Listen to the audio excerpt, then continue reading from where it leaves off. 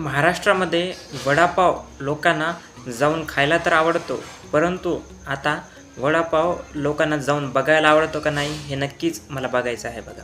मी असं काय म्हणतोय कारण की काही दिवसापूर्वीच वडापाव या मराठी सिनेमाचं ट्रेलर जे आहे ते रिलीज झालं होतं बघा.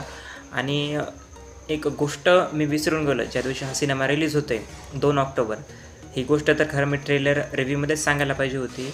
तर ज्या दिवशी हा सिनेमा रिलीज होते बघा, त्याच दिवशी हिंदीमधील एक मोठा सिनेमा रिलीज होते. ते तर जाऊ द्याच बघा, सनी संस्कारी काय ते सिनेमा आहे ते तर जाऊ द्याच, परंतु त्यापेक्षाही एक खूप मोठा पॅन इंडिया मूवी त्या दिवशी रिलीज होते.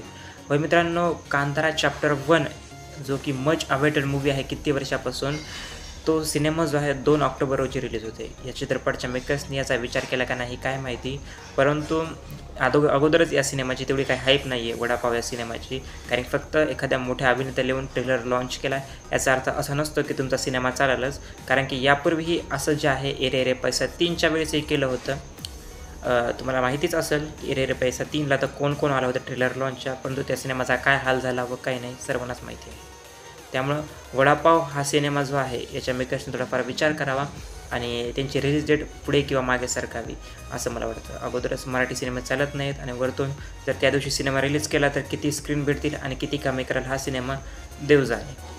तर तुमचं मत याबद्दल मला नक्की कमेंट सेक्शनमध्ये सांगा. थँक्यू.